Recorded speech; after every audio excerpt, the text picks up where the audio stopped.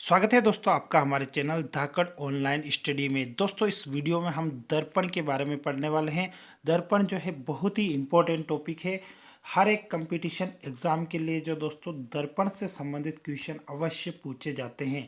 तो इस वीडियो के अंदर हम दर्पण, दर्पण के प्रकार, दर्पण के क्या उपयोग हैं, दर्पण का क्या सूत्र है और अवतल और उत्तल दर्पण से बनने वाले जो प्रतिबिंब हैं उनकी क्या स्थिति होगी, वो सभी कुछ जानकारी इस वीडियो के अंदर हम हासिल करेंगे।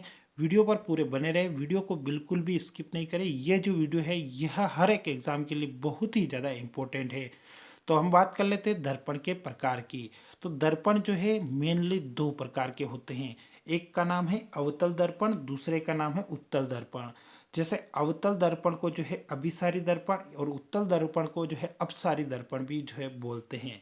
इंग्लिश में इनको कॉनकेव मिरर और कॉन्वेक्स मिरर बोला जाता है।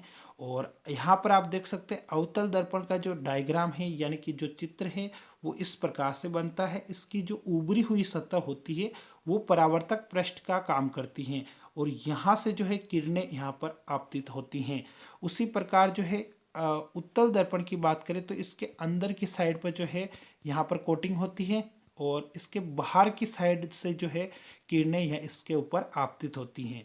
यानी कि यहाँ से आप देख सकते हैं रे जो है यहाँ के उभरे हुए भाग पर जो है आपतित होती है और यहाँ पर जो रे है वो अंदर धसे हुए भाग पर जो है आपतित हो रही हैं। तो अगर अंदर धसे हुए भाग पर जो है किरणें जा रही हैं तो किरणें जो है वापस जो है उसको एक पॉइंट पर केंद्रित करेगी। यानी कि यह जो है किरणों को केंद्रित करता है, अवतल दर्पण केंद्रित करता है और उत्तल दर्पण जो है उसको फैलाने का काम करता है। तो उसके बाद हम पहले अंतर के बारे में देख लेते हैं कि किस प्रकार से जो है इन दोनों दर्पण के अंदर जो है डिफरेंस आता है। तो सबसे पहले उत्तल दर्पण में देखें तो इस दर्पण में जो परावर्तक सतह होती हैं वो बाहर की ओर उभरी हुई होती है, बाहर की ओर उभरी हुई होती है। यानी यहाँ से ये उभरा हुआ भाग से जो है किरणें यहाँ पर जो है आपतित होती हैं। और उसी प्रकार अवतल दर्पण में बात करें तो इसमें जो अंदर की ओर जो उभरा हुआ होता है वहां से जो है परावर्तक सतह होता है जिससे किरणें उस पर आपतित होती है, यानी अंदर वाले भाग पर, यहाँ पर अंदर वाले भाग पर जो है किरणें आपतित होती है। उसके बाद इस उत्तल दर्पण में जो है उत्तल दर्पण पर पड़ने वाला प्रकाश बाहर की ओर प्रतिबिंबित होता है, बाहर की ओर ये प्रतिबिंबित होगा और अवतल दर्पण पर जो प्रकाश पड़ेगा वो अंदर की ओर प्रतिबिंबित होगा, यानी अंदर की ओर फोकस करेगा ये। जैसे ये किरणें आ रही हैं तो ये रिफ्लेक्ट होकर वापस अंदर की तरफ आएगी, जबकि उभरे हुए भाग पर अगर किरणें पड़ेगी तो वो बाहर की तरफ जो है इधर आउटसाइड की तरफ जो है प्रतिबिंब को प्रकाशित करेगी। उसके बाद उत्तल दर्पण में जो है प्रत्येक स्थिति में प्रतिबिंब दर्पण के पीछे बनता है और वस्तु से छोटा, सीधा तथा आभासी होगा। सबसे ज़्यादा इंपॉर्टेंट यही है कि उत्तल दर्पण में जो प्रतिबिंब बनता है वो सीधा और आभासी होगा। सीधा हमेशा जो प्रतिबिंब बनेगा वो हमेशा आभासी ही रहेगा और वास्तविक के साथ हमेशा उल्टा प्रतिबिंब बनता है। यानी अवतल दर्पण में जो प्रतिबिंब बनेगा वो वास्तविक और उल्टा बनेगा और उत्तल दर्पण में जो प्रतिबिंब बनेगा वो सीधा और आभासी बनेगा और वस्तु से छोटा बनेगा। उसके बाद अवतल दर्पण के उपयोग, क्योंकि दोस्तों एग्जाम में जो है उपयोग बहुत ज़्यादा पूछे जाते हैं तो हम यहाँ पर दर्पण के जितने भी आपके टॉपिक हैं छोटे से बड़े से लगाकर वो सारे जो है इसमें क्लियर करेंगे। हमने अभी अंतर देखा था, अब हम अवतल दर्पण के उपयोग देखते हैं। तो अवतल दर्पण के उपयोग में जो है बड़ी फोकस दूरी वाला जो अवतल दर्पण होता है वो दाढ़ी बनाने के काम आता है।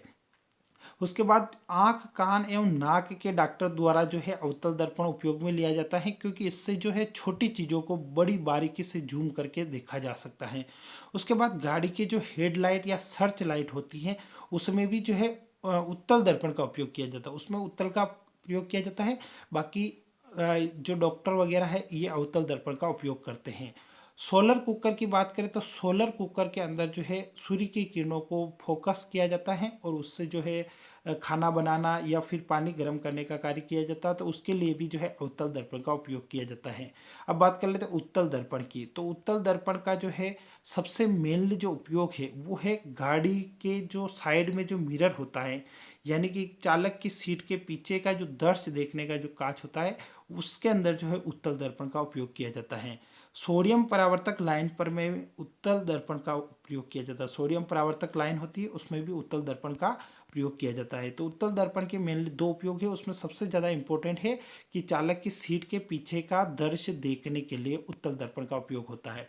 उसके बाद बात कर लेते हैं दर्पण सूत्र, क्योंकि एग्जाम के लिए दर्पण सूत्र बहुत ही इंपॉर्टेंट है। दर्पण और लेंस सूत्र वैसे सेम ही होते हैं, आपको बस यहाँ पर दर्पण सूत्र में यहाँ पर बीच में प्लस आ जाता है और लेंस सूत्र में जो है यहाँ पर माइनस होता है। तो इसका फॉर्मूला है 1/v प्लस 1/u बराबर 1/f। एफ जो है वो फोकस दूरी है यहाँ पर। उसके बाद u जो है ना वो बिंब की दूरी, बिंब यानी जो वस्तु है जिसका प्रतिबिंब बन रहा है वो u है, और v जो है प्रतिबिंब की दूरी है। प्रतिबिंब जो जैसे ये वस्तु है और ये इसका प्रतिबिंब बन रहा है, तो प्रतिबिंब की जो दूरी है वो v है, यानी पहले आपको प्रतिबिंब की दूरी रखनी है और उसके बाद u जो है वो बिंब की दूरी होगी।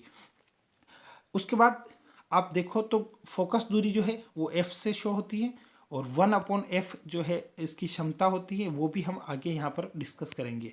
तो सबसे पहले हम बात कर लेते हैं अवतल दर्पण से बनने वाले प्रतिबिंब। अवतल दर्पण से प्रतिबिंब की जो है वो बहुत सारी 6 स्थितियाँ होती हैं मेनली। हमने अभी देखा कि 6 जो है स्थितियाँ होती है इस अवतल दर्पण में। पहली स्थिति है कि बिंब की स्थिति जो है अनंत पर हो, तो प्रतिबिंब जो है फोकस पर बनेगा और अत्यधिक छोटा और बिंदु साइज का बनेगा, और प्रतिबिंब की स्थिति जो है वास्तविक और उल्टी होगी। यहाँ पर हम किरण आरेख के द्वारा समझेंगे कि वस्तु या बिंब जो है अनंत पर होगा तो प्रतिबिंब की स्थिति क्या होगी। यहाँ से आप देख सकते हैं अनंत से जो है किरणें आ रही हैं। अवतल दर्पण का जो है ये डायग्राम है, किरण आरेख। इसमें जो किरणें हैं वो क्या है कि जैसे ही इस पर आपतित हो रही है और परावर्तन के बाद जो है वो फोकस से गुजरेगी, तो यहाँ से दोनों किरणें फोकस से गुजरेगी तो प्रतिबिंब जो है मुख्य फोकस पर बनेगा और वस्तु से बहुत ही छोटा यानी कि एक बिंदु की साइज का जो है ये प्रतिबिंब बनेगा। इसमें प्रतिबिंब की जो प्रकृति होगी वो हमेशा वास्तविक और उल्टी होगी, लेकिन एक स्थिति ऐसी भी होगी जिसमें प्रतिबिंब की स्थिति आभासी और सीधी होगी, यानी कि जब P तथा F के बीच जो है बिंब की स्थिति हो, P यानी दर्पण का ध्रुव और F यानी फोकस। वैसे सभी के किरण आरेख और सभी को समझेंगे हम। दूसरा है C से परे। C से परे अगर जो है बिंब की स्थिति है तो प्रतिबिंब जो है एफ तथा सी के बीच में बनेगा, एफ तथा सी के बीच में। यहाँ पर प्रतिबिंब एफ तथा सी के बीच में बनेगा, वस्तु से छोटा बनेगा और वास्तविक और उल्टा बनेगा। और सी पर है अगर तो प्रतिबिंब भी सी पर ही बनेगा, समान साइज का बनेगा, वास्तविक उल्टा बनेगा। और सी तथा एफ के बीच में है तो सी से परे प्रतिबिंब बनेगा, थोड़ा बड़ा बनेगा और वास्तविक उल्टा बनेगा। और अगर वस्तु एफ पर यानी फोकस पर है तो प्रतिबिंब जो है वो अनंत पर बनेगा, अत्यधिक विवर्तित यानी बड़ा बनेगा, वास्तविक और उल्टा बनेगा। उसके बाद पी तथा ध्रुव।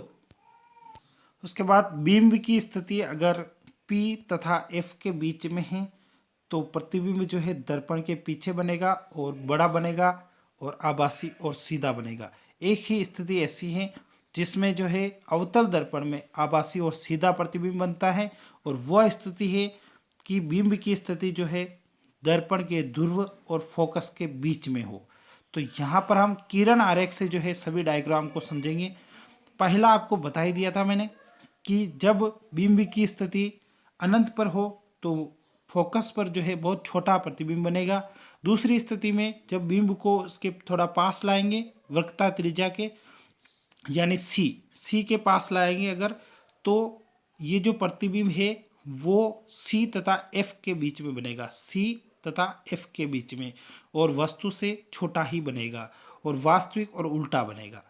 आप देख सकते हैं यहाँ पर नीचे की तरफ तीर का निशान है, यानी ये उल्टा प्रतिबिंब है। और उसके बाद अगली स्थिति के लिए हम जब उस बिंब को सी यानी वक्रता केंद्र पर अगर लाएंगे, हम वक्रता केंद्र पर लाएंगे तो प्रतिबिंब भी जो है वो वक्रता केंद्र पे ही बनेगा, यानी सी पर ही बनेगा और वस्तु के बराबर ही बनेगा।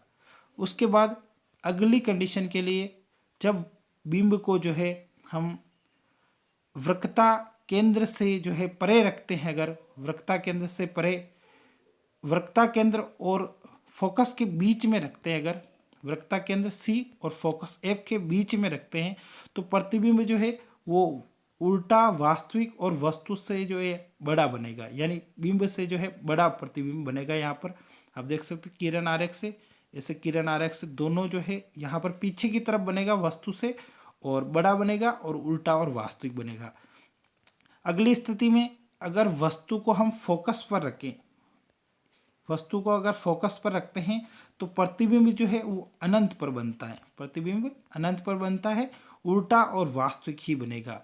और अंतिम स्थिति में अगर हम बिंब को या वस्तु को जो है एफ यानी फोकस और दर्पण के ध्रुव पी के बीच में रखते हैं तो प्रतिबिंब जो है वो इधर पीछे की ओर, दर्पण के पीछे की ओर बनेगा और वस्तु से बड़ा बनेगा। और इस स्थिति के लिए जो प्रतिबिंब होगा वो आभासी और सीधा होगा। एकमात्र एक ऐसी स्थिति है अवतल दर्पण में जिसमें प्रतिबिंब आभासी और सीधा बनता है, तो वह स्थिति है कि बिंब जो है वो दर्पण के ध्रुव P तथा फोकस F के बीच में रखा हो। तो ये जो थे अवतल दर्पण से बनने वाले प्रतिबिंब थे। अब हम बात कर लेते हैं उत्तल दर्पण से प्रतिबिंब कैसे बनते हैं। तो उत्तल दर्पण की मेनली दो स्थिति होती हैं जिनके अंदर प्रतिबिंब बनते हैं। पहली स्थिति है कि जब बिंब अनंत पर हो, जब बिंब अनंत पर हो तो प्रतिबिंब की जो स्थिति है वो फोकस एफ पर बनेगा और दर्पण के पीछे बनेगा। अत्यधिक छोटा बिंदु के साइज का बनेगा, आभासी सीधा बनेगा। उत्तल दर्पण में प्रतिबिंब हमेशा आभासी और सीधा ही बनेगा। उसके बाद अगर बिंब को हम अनंत तथा दर्पण के ध्रुव P के बीच में रखते हैं तो प्रतिबिंब जो है P तथा F के बीच में बनेगा और दर्पण के पीछे की तरफ बनेगा और छोटा तथा आभासी सीधा बनेगा। उसके बाद यहाँ पर किरण आरेख के द्वारा देखेंगे तो सबसे पहली स्थिति है कि जब बिंब जो है अनंत पर हो, अनंत पर हो तो किरणें आपतित होकर जो है इधर लेंस से इस दर्पण से बाहर की तरफ चली जाएगी और इस जो है दर्पण के पीछे की तरफ जो एफ फोकस है वहाँ पर जो है बहुत छोटा प्रतिबिंब बनेगा और इसकी स्थिति जो है आभासी और सीधी होगी। एक स्थिति में जो है दर्पण के ध्रुव P और अनंत के बीच में अगर वस्तु को हम रखते हैं, P के बीच में अगर हम रखते हैं तो इसका जो प्रतिबिंब है वो दर्पण के पीछे बनेगा, छोटा ही बनेगा और F और C के बीच में बनेगा। F और P और C बोल सकते हैं या P और F के बीच में बनेगा, P और F के बीच, ये दर्पण के ध्रुव P और F के बीच में। यहाँ पर देख सकते हैं A डैश B डैश जो है वो प्रतिबिंब की स्थिति है, A और B जो है वो वस्तु की स्थिति है। तो P तथा F के बीच में बनेगा कब, जब वस्तु दर्पण के ध्रुव और अनंत के बीच में हो। तो ये थी उत्तल दर्पण से बनने वाले प्रतिबिंब की स्थिति। उसके बाद यहाँ पर हम दर्पण से संबंधित कुछ इंपॉर्टेंट क्वेश्चन जो है वो भी देख लेते हैं जो एग्जाम के लिए बहुत ही इंपॉर्टेंट है। पहला है मोटर गाड़ी के चालक के सामने लगा रहता है तो उत्तल दर्पण लगा रहता है। उत्तल दर्पण द्वारा प्रतिबिंब बनता है तो काल्पनिक, सीधा और छोटा बनता है। हमेशा उत्तल दर्पण से काल्पनिक यानी आभासी, सीधा और छोटा बनेगा। दाढ़ी बनाने में किस दर्पण का उपयोग किया जाता है तो अवतल दर्पण का उपयोग किया जाता है। अवतल दर्पण की फोकस दूरी उसकी वक्रता त्रिज्या की होती है, यानी सी के बारे में और एफ के बारे में क्या जो है रिलेशन होता है, तो इसकी जो फोकस दूरी है वो वक्रता त्रिज्या की आधी होगी, यानी फोकस दूरी को अगर डबल कर दे तो उसकी वक्रता त्रिज्या हो जाएगी। उसके बाद किस दर्पण द्वारा वास्तविक प्रतिबिंब प्राप्त किया जाता है तो अवतल दर्पण द्वारा वास्तविक प्रतिबिंब प्राप्त किया जाता है। किस दर्पण द्वारा केवल आभासी प्रतिबिंब मिल सकता है तो उत्तल दर्पण द्वारा केवल आभासी प्रतिबिंब मिलता है, लेकिन अवतल दर्पण में वास्तविक प्रतिबिंब तो बनते ही, उसके साथ में एक स्थिति में उसमें आभासी प्रतिबिंब भी बनता है। उसके बाद किस दर्पण द्वारा आभासी या काल्पनिक प्रतिबिंब प्राप्त किया जाता है तो आभासी और काल्पनिक प्रतिबिंब जो है तीनों दर्पण द्वारा प्राप्त किया जाता है, समतल दर्पण, उत्तल दर्पण, अवतल दर्पण। अगला क्वेश्चन है वस्तु से छोटा और आभासी प्रतिबिंब किस दर्पण से प्राप्त होता है तो वस्तु से छोटा आभासी प्रतिबिंब जो है उत्तल दर्पण द्वारा प्राप्त होता है। नौवां क्वेश्चन है गोली दर्पण की वक्रता त्रिज्या उसकी फोकस दूरी की होती है तो वक्रता त्रिज्या यानी सी, P से C की जो दूरी है वो वक्रता त्रिज्या होती है, वो उसकी फोकस दूरी यानी P से F तक की दूरी की दुगुनी होती है। फोकस दूरी को अगर 2 से गुणा करें तो उसकी वक्रता त्रिज्या आ जाती है, यानी C बराबर 2F। उसके बाद लास्ट क्वेश्चन है, किस दर्पण में वास्तविक और आभासी दोनों प्रतिबिंब बनते हैं? तो वास्तविक और आभासी प्रतिबिंब जो है अवतल दर्पण में बनते हैं। एक स्थिति ऐसी होती है जिसमें आभासी भी बनता है और बाकी सभी स्थितियों में वास्तविक प्रतिबिंब बनता है। तो ये थे दर्पण से संबंधित इम्पोर्टेंट जो है यहाँ पर क्लास हुई है। इसमें जो है दर्पण से प्रतिबिंब और दर्पण का जो सूत्र, दर्पण के जितने भी उत्तल दर्पण हो चाहे अवतल दर्पण हो उससे बनने वाले प्रतिबिंब सभी को जो है इस वीडियो में हमने कवर किया है। वीडियो अच्छा लगा तो वीडियो को लाइक, और अगर आप हमारे चैनल पर नए हैं तो चैनल को जरूर सब्सक्राइब कर दें। धन्यवाद दोस्तों, मिलते हैं नेक्स्ट वीडियो में, तब तक के लिए जय हिंद।